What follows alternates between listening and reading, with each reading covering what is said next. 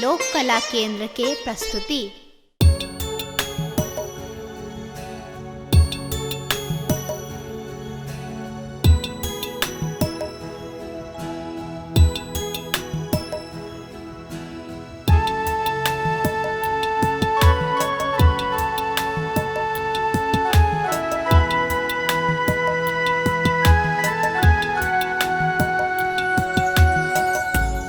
स्वागत सब हिले मिले हैं पाहुन इलांगन, करूं स्वागत सब हिले मिले हैं पाहुन इलांगन।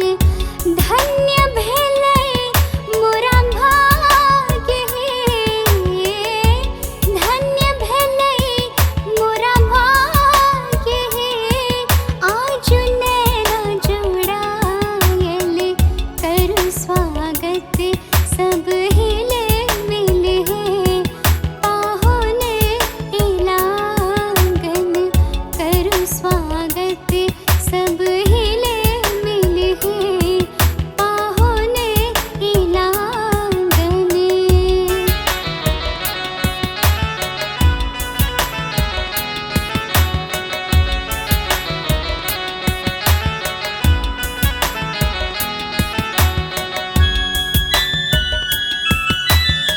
नीपल आंगन गम गम गम कै, पुष्पक वर्षा रह रह बरसे।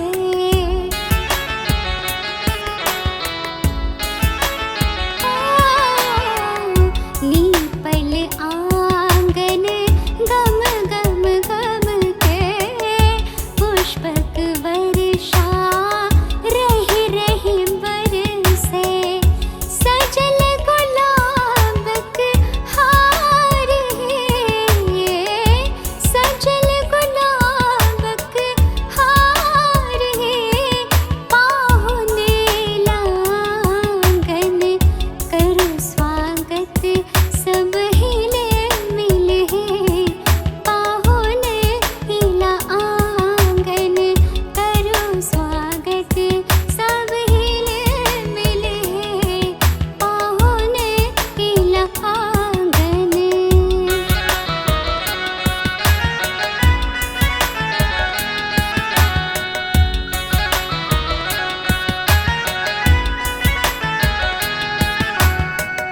गंगा जल सो चरण पखारब, नजरिन लागे कारटी का लगायब।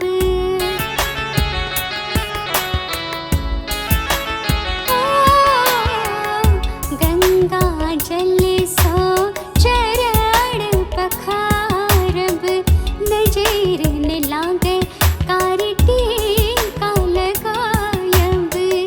भावना मगन मोन आज है, भावना मगन मोन आज है पाहुन इलांगन, करूं स्वागत सब हिले मिले हैं पाहुन इलांगन, करूं स्वागत सब हिले मिले हैं पाहुन इलांगन। धन्य भेलै मोरा भाग्य है, धन्य भेलै मोरा भाग्य है। आज नैना जुड़ायल, करूं स्वागत सब हिले मिले हैं पाहुन इलांगन, करूं स्वागत सब